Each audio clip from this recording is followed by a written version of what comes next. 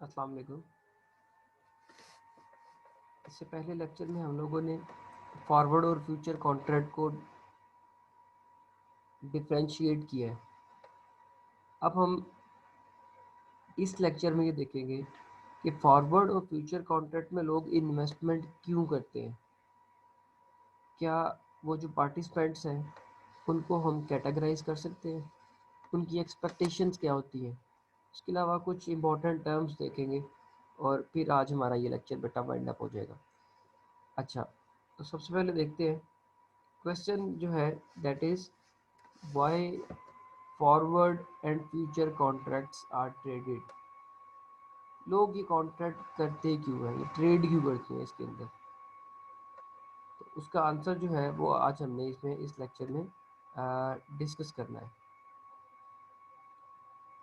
Traditionally the participants in the future markets have been classified as either hedgers और speculators। अच्छा, ये जो लोग कॉन्ट्रैक्ट करते हैं इनको दो हिस्सों में तकसीम किया जा सकता है। या लोग हैजिंग कर रहे होते हैं या स्पेकुलेशंस कर रहे होते हैं, इसलिए डेरिवेटिव कॉन्ट्रैक्ट्स या फ्यूचर या फॉरवर्ड कॉन्ट्रैक्ट की तरफ आते हैं।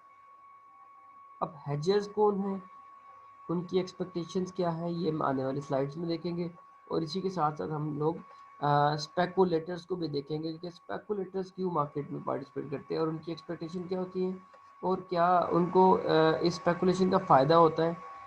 Because both groups are important in understanding the role and functioning of future markets. तो दोनों का रोल बड़ा इम्पॉर्टेंट है। दोनों जो है इन कॉन्ट्रैक्ट के पार्टिसिपेंट्स हैं। और ये वाले कॉन्ट्रैक्ट जो है जिसको हम फ्यूचर और फॉरवर्ड कॉन्ट्रैक्ट कहते हैं, इन दोनों के बैक एंड पे इनकी कुछ एक्सपेक्टेशंस होती है, तो वो देखते हैं। बिफोर मूविंग अहेड हम पहले डिस्कस करेंगे spot and forward market. Spot market किसे कहते हैं? There are two types of cash markets, spot market and forward market. आज की जो मार्केट है जिसे रीसेंट या प्रेजेंट मार्केट कहते हैं, दैट इज स्पॉट मार्केट। अगर अभी मैं अपने ब्रोकर को कॉल करके पूछूं जी फला कंपनी का शेयर कितने में ट्रेड हो रहा है, तो that will be a spot rate. तो उस रेट पे जो ट्रांजैक्शन हो रही है, buying seller buyer seller interact कर रहे हैं अभी इस वक्त, तो that is a spot the concept of spot market. इसके साथ साथ जो पैरेलल कॉन्सेप्ट चलता है, दैट इज फॉरवर्ड मार्केट। अब इन दोनों में फ़र्क क्या है बेटा? स्पॉट मार्केट में इमीडिएट डिलीवरी होती है, जो कॉन्सिडरेशन है वो दोनों साइड्स पे मूव कर रही होती है इमीडिएटली। फॉर इंस्टेंस अगर मुझे अभी कुछ डॉलर्स चाहिए तो मैं मार्केट में जाऊंगा। आज जो रेट है वो गलबन 162 के करीब होगा। चलें हम साथ में रेट भी कंफर्म कर लेते हैं।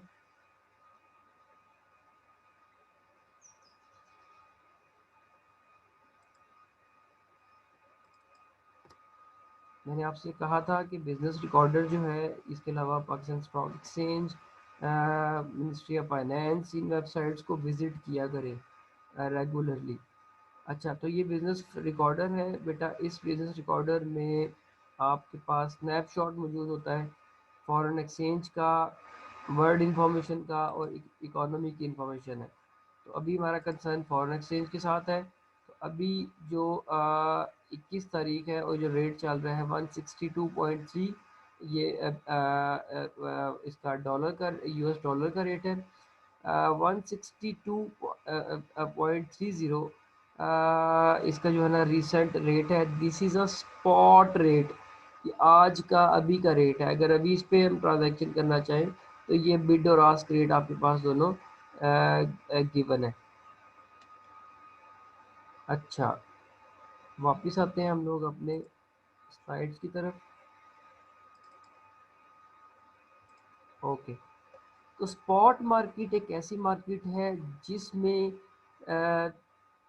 इमीडिएट डिलीवरी होती है। अभी जो हमने रिसेंटली कंफर्म किया कि 162 जो अभी रिसेंट डॉलर का रेट है, मैं अगर मार्केट से अभी डॉलर ख़रीदना चाहूँ तो मुझे इस रेट पे डॉलर मिलेंगे, मैं कैश पे करूँगा, डॉलर ले लूँगा, दोनों साइड पे कंसोलिडेशन मूव हो गई, that is a spot market.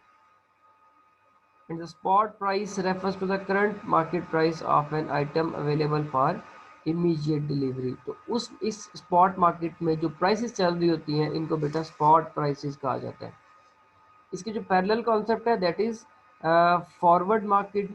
Forward markets are the markets for deferred delivery.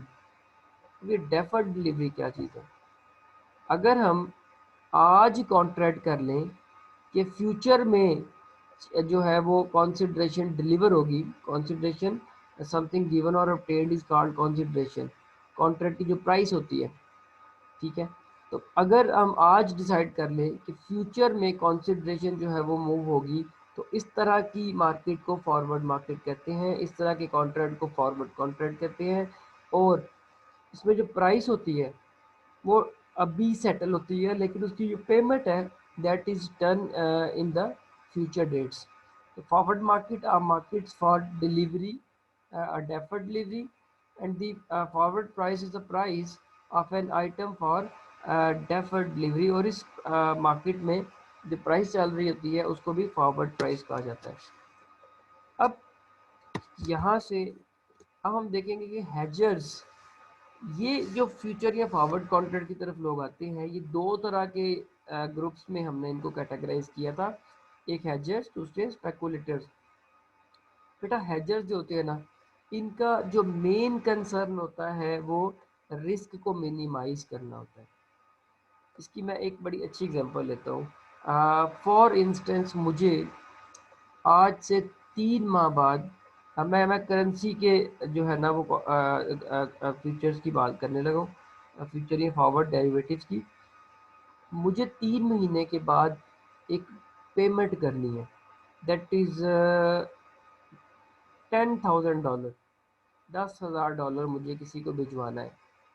और आज अभी हम लोगों ने वेरीफाई किया, डॉलर का जो रेट है वो 162 है, उसके राउंड राउंड अबाउट है। तो 162 के हिसाब से आज जो है मुझे डॉलर मिल रहा है $10,000, 1.6 मिलियन, तकरीबन 16 लाख रुपया मेरी पेमेंट बनती है। अब पेमेंट मुझे करनी है 3 महीने के बाद। अब अगर मैं 3 महीने के बाद एक्सपेक्ट कर रहा हूँ कि भाई करेंसी जो है वो हमारी डीवैल्यू हो जाएगी और डॉलर जो है वो इंक्रीज़ कर जाएगा या स्ट्रॉन्ग हो जाएगा, तो माइट भी ये जो एक्सचेंज रेट आज का जो स्पॉट रेट है ये उस फ्यूचर में जाके कहीं पे 162 की बजाय 180 पे चला जाए, और वो जो मुझे 16 लाख पे करना है वो मेरा 16 लाख से 18 लाख रुपए पे चला जाए। आज मुझे 16 लाख पे के ये डॉलर मिल रहे हैं 10,000, और 3 माह बाद मुझे वो 18 लाख रुपए में मिलेंगे। तो इट मीन्स कि मैं एक्सपेक्ट कर रहा हूँ कि बड़ी वॉलेटिलिटी है, बड़ी मूवमेंट है इस कमोडिटी में या इस जो है वो करेंसी में। I have an option to hedge this position.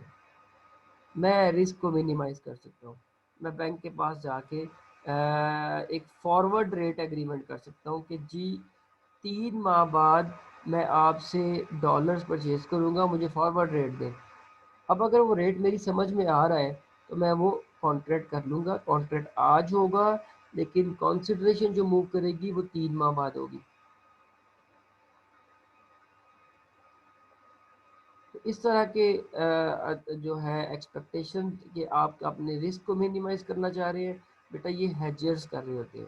तो हेजर्स, मैंने अपनी पोजीशन को हेज कर लिया। फॉर इंस्टेंस 162 का आज है डॉलर, मैं एक्सपेक्ट कर रहा हूँ 180 का हो जाएगा, मुझे बैंक से 170 के राउंड अबाउट रेट मिल गया, मैंने अपनी पोजीशन को हेज कर लिया। अब फ्यूचर में करेंसी जो है वो किसी भी साइड में मूव कर सकती है। अगर वो 180 पे चली जाएगी तो मुझे अगेन $10 का फ़ायदा हो जाएगा, गेन हो जाएगा। अगर वो डॉलर स्ट्रॉन्ग होने की बजाय उसका रिवर्स हो जाए तो फिर मुझे डेफिनेटली लॉस होगा. Again, hedgers are the parties at risk with a commodity or an asset, which means they are exposed to price changes. They buy or sell future contract in order to offset their risk. In other words, hedgers actually deal in the commodity or financial instruments specified in the terms of in the future terms. तो इनका जो काम है basically they are dealing with the risk. They are not dealing with the intention to maximize their profits. Their intention is to reduce the level of risk by taking a position opposite to that of one already held at a price set today. Hedgers plan to reduce the risk of adverse price fluctuation. Reduce the risk of adverse price fluctuation, जैसा कि मैंने भी आप example coat की कि मैं expect कर रहा था कि एडवर्स प्राइस फ्लक्चुएशन हो सकती है, डॉलर स्ट्रांग हो सकता है और मैंने पेमेंट करनी है डॉलर्स में, तो अगेन मैं आज जो है वो फ्यूचर कॉन्ट्रैक्ट कर सकता हूँ. That is to hedge the risk of unexpected price change. In fact, this is a form of insurance. Basically, insurance क्या है? Insurance भी आप अपने रिस्क को मिनिमाइज कर रहे होते हो, तो hedge करके भी आप अपने रिस्क को मिनिमाइज करते हो.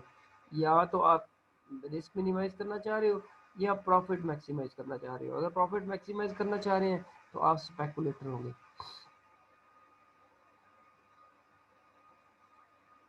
तो इस पिक्चर में आप लोग देख सकते हैं,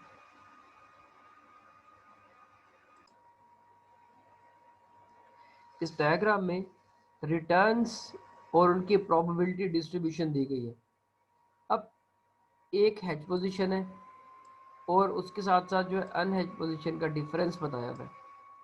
हेज पोजीशन में आप लोग देख सकते हैं कि रिटर्न्स की जो प्रोबेबिलिटी है, अब ये जो रिटर्न है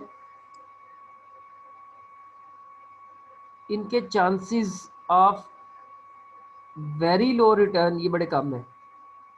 इसी तरह चांसेस ऑफ, मैं बात कर रहा हूँ अभी हेज पोजीशन की, हेज पोजीशन में हाई प्रॉफिट्स और वेरी लो रिटर्न्स, इनकी प्रोबेबिलिटी कम है. तो इट मींस आप रिस्क मिनिमाइज कर रहे हैं, ये आपके रिटर्न का लेवल है. There is least chances of high returns और least chances of high losses. तो आपने अपने अपनी पोजीशन को सिक्योर किया हुआ है. This is called the hedge position. इसके बरक्स अनहेज पोजीशन जो है जिसमें आपके ह्यूज लॉसेस या हाई लॉसेस कह लें और हाई रिटर्न हाई गेन्स, दोनों के चांसेस जो है वो ज़्यादा है. आप ज़्यादा प्रॉफिट भी अर्न कर सकते हैं अनहेज पोजीशन पे और ज़्यादा लॉसेस भी हो सकते हैं. लेकिन हेज पोजीशन पे आपके जो लॉसेस, ह्यूज लॉसेस और ह्यूज प्रॉफिट्स के चांसेस जो है वो रिलेटिवली कम जो है वो होते हैं. Again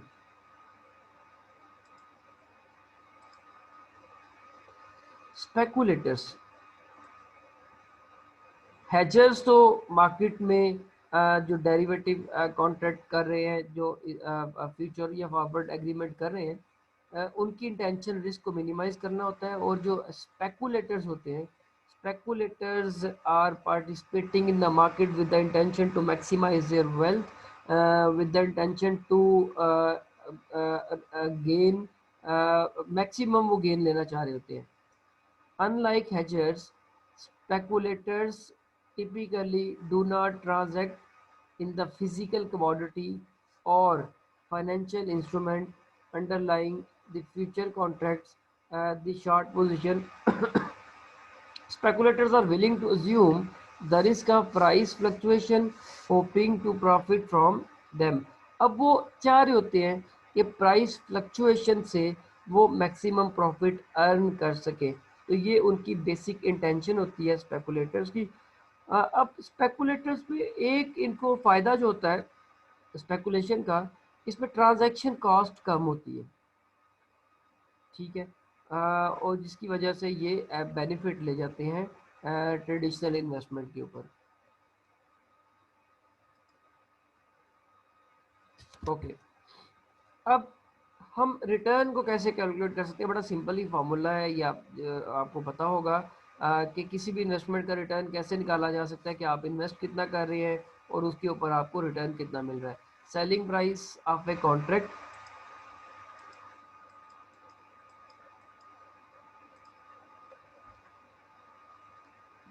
selling price of a contract minus purchase price of a contract divided by margin deposit made by the investor।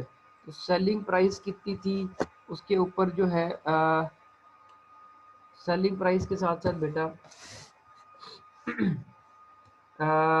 Margin deposit made by the investor. Margin deposit आपको याद होगा जो शुरू में इन्वेस्टर ने अपने ब्रोकर के पास रखवाया था, अकाउंट ओपन करवाया था, ये इनिशियल इन्वेस्टमेंट है। और उसके ऊपर selling price of a contract, sorry,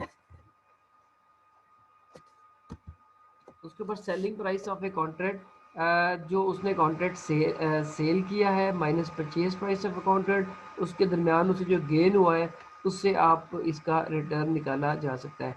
अच्छा, रिटर्न यहाँ पे क्वेश्चन ये है कि रिटर्न निकालना इतना ज़रूरी क्यों होता है? रिटर्न और रिस्क का आपस में रिलेशनशिप क्या है? ये कुछ बच्चे जो हैं वो कंफ्यूज कर जाते हैं कि जी रिटर्न ज़्यादा इम्पोर्टेंट है, risk is the least important, या उनको जस्टिफाई नहीं कर पाते। बेटा, रिस्क और रिटर्न का जो रिलेशनशिप है वो इस तरह से है कि रिस्क जो है वो रिटर्न को ड्राइव करता है। जो इन्वेस्टर की प्राइम जो फोकस होता है ना, वो जो होना चाहिए वो रिटर्न रिस्क के ऊपर होना चाहिए कि मैं कितना रिस्क ले सकता हूँ। अब रिस्क टॉलरेंस वेरी करती है फ्रॉम पर्सन टू पर्सन, हर बंदा एक लेवल का रिस्क नहीं लेता। फॉर इंस्टेंस अगर हम बात करें एक यंग स्टूडेंट्स की, या एक ऐसा बंदा जिसकी एज अभी 25 से 30 साल है, वो रिटर्न ज़्यादा रिस्क लेने का सोच सकता है, उसके सर्कमस्टांसेस उसको अलाउ कर रहे होते हैं। लेकिन कंपैरेटिवली एक ऐसा इंसान जो रिटायर्ड हो गया हुआ है वो ज़्यादातर रिस्क नहीं लेता। तो प्रेफरेंसेस मैटर करती हैं, ये वेरी करती हैं from person to person. Risk जितना ज़्यादा लिया जाएगा उतना ही उस हिसाब से ही रिटर्न एक्सपेक्ट किया जाएगा। तो कहा जाता है जी how the degree you perceive, the degree to which you perceive the risk you will expect the return in the same way. अच्छा, परसीव्ड रिस्क और एक्सपेक्टेड रिटर्न, तो पहले नंबर पे रिस्क को जो है वो परसीव करना है, और रिस्क जो जितना लिया जाएगा उस हिसाब से उतना रिटर्न एक्सपेक्ट किया जाता है। अच्छा, एक यहाँ पे बड़ी इंपॉर्टेंट चीज़ है, एक सिक्योरिटी मार्केट लाइन होती है SML, जिसके ऊपर जो एक मार्केट में रिस्क और रिटर्न के जितने भी कॉम्बिनेशन हैं at any point in time available होते हैं। जितना जितना रिस्क परसीव किया जाता है वो लाइन बता रही होती है कि इस रिस्क के ऊपर इतना आप रिटर्न एक्सपेक्ट कर सकते हैं। तो it depends upon again the tolerance of the investor. Okay, अब ये कुछ इंपॉर्टेंट टर्म्स थी, इसको डिस्कस कर लेते हैं। Short position and long position पहले भी डिस्कस हो चुकी है, लेकिन अब इसका थोड़ा वे डिफरेंट होगा। इसको थोड़ा सा डिफरेंट वे से मैं डिफरेंट वर्डिंग से जो है वो एक्सप्लेन करना चाहूँगा। शॉर्ट पोजीशन जो है बेटा, you better know short position में when you going to for selling the financial instrument, that is a short position. अच्छा, यहाँ पे सेल का वर्ड क्यों इस्तेमाल नहीं किया जाता? सेल का वर्ड इस्तेमाल इसलिए नहीं करते कि बेटा जो डेरिवेटिव्स होते हैं उसमें फिजिकल एक्सचेंज नहीं हो रहा होता, फ्यूचर डेट पे डेफर्ड डिलीवरी होती है। सेल में तो डिलीवरी जो है वो at the time of sale होती है, बट जो डेरिवेटिव एग्रीमेंट्स है या फ्यूचर या फॉरवर्ड कॉन्ट्रैक्ट है, इसमें कॉन्ट्रैक्ट तो आज हो रहा है बट डिलीवरी जो है, delivery of consideration is made in the future date. तो इसलिए हम अवॉइड करते हैं कि ये इसको सेल लिखने में, अगर मैंने कोई डेरिवेटिव एग्रीमेंट सेल किया है तो मैं उसको सेल नहीं लिखूंगा, मैं बोलूँगा मैं इस पोजीशन पे हूँ। वो कौन सी पोजीशन है? That is a short position. और इसी तरह से अगर मैं डेरिवेटिव कॉन्ट्रैक्ट बाय कर रहा हूँ तो उसको परचेज नहीं लिखेंगे क्योंकि अभी फिजिकल डिलीवरी नहीं हो रही। तो अगेन इसमें हम लोग an agreement to purchase an asset at a specified future date at a specified price, इसलिए हम इसको परचेज नहीं लिखते, हम इसको लॉन्ग पोजीशन लिखते हैं। और इन दोनों में डिफरेंस यही है कि शॉर्ट पोजीशन जो है इसमें इन्वेस्टर्स की जो एक्सपेक्टेशन होती है वो ये होती है कि वो बड़ी पेसिमिस्टिक होती है कि प्राइसेस डिक्लाइन आ रहा है और वो अपने जो है वो इंस्ट्रूमेंट को सेल करना चाह रहा होता है। तो लॉन्ग पोजीशन में उसकी जो एक्सपेक्टेशन होती है वो ऑप्टिमिस्ट होती हैं कि प्राइसेस इंक्रीज करेंगी, वो सिक्योरिटी को होल्ड कर लेता है ताकि फ्यूचर में जब प्राइसेस जो है उसकी जब समझ में आ रही हो तो उसको सेल कर दे। तो इसे लॉन्ग पोजीशन कहते हैं। इसके अलावा एक टर्म है जी मार्केट टू मार्केट। तो बेटा मार्केट टू द मार्केट ये है, मार्क टू मार्केट मार्केट ये है कि the daily posting of all profits and losses in the investors account. Sorry यहाँ से जो है ना थोड़ा सा अकाउंट के स्पेलिंग गलत है। अच्छा, मार्क मार्केट जो है आपकी डेली बेसिस पे अकाउंट्स के अंदर एडजस्टमेंट हो रही होती है जो ब्रोकर के पास ओपन हुआ है। जब अगर आपको प्राइस आपकी फेवर में चली गई है और प्रॉफिट हुआ है तो वो अकाउंट में क्रेडिट हो जाएगा, और अगर आपको लॉस हुआ है तो वो आपके अकाउंट को चार्ज हो जाएगा और वो डेबिट हो जाएगा। तो साथ साथ में अकाउंट आपका एडजस्ट हो रहा होता है, जिसको आप कहते हैं जी मार्क टू द मार्केट, कि आपका अकाउंट एडजस्ट हो रहा है। हाँ, अगर अब आप इसमें से कुछ पैसे ड्रॉ कराना चाह रहे हैं तो आप वो ड्रॉ करा सकते हैं, वो साथ साथ डेली बेसिस पे एडजस्ट हो रहा होता है, जिसको कहते हैं मार्क टू द मार्केट। इसके बाद एक टर्म है जी basis. The difference between the future price of an item and the spot price of an item is called basis. ये बहुत इंपॉर्टेंट है। बेसिस से ही पता चलता है कि आपका रिस्क कितना है। आप यहीं से एस्टिमेट कर रहे होते हो कि आपको कितना प्रॉफिट हो रहा है, कितना लॉस हो रहा है। ठीक है, ये बहुत इंपॉर्टेंट है क्योंकि स्पॉट प्राइस और फ्यूचर प्राइस, ये जिसको आप फॉरवर्ड प्राइस कह रहे हैं, यही डिटरमिन करती हैं कि आपको लॉस होगा, आप किस पोजीशन पे हैं, आप प्रॉफिट की पोजीशन पे हैं या लॉस पोजीशन पे। तो इस पे इंशाल्लाह किसी दिन न्यूमेरिकल के साथ बात होगी कि बेसिस में हमने इसको किस तरह से लेके चलना है, हम इसको न्यूमेरिकल के साथ डिस्कस करेंगे। तो ये कुछ टर्मिनोलॉजीज थी, ये आप लोगों ने देख लेनी है। और इसके साथ साथ जो है वो हम जो नेक्स्ट लेक्चर में थोड़ा सा न्यूमेरिकल का पोर्शन भी ऐड करेंगे। तो आप लोग बेटा इसको देखिएगा, और मैं आप लोगों को इसी वीक में इसी वीकेंड पे एक जो है असाइनमेंट दूंगा। तो उस असाइनमेंट से फिर आप जो है ना हम चीज़ें वो डिस्कस कर लेंगे। चलें बेटा, इंशाल्लाह नेक्स्ट लेक्चर में हम एक नए टॉपिक के साथ बात करेंगे। हाँ हाँ बिल्कुल।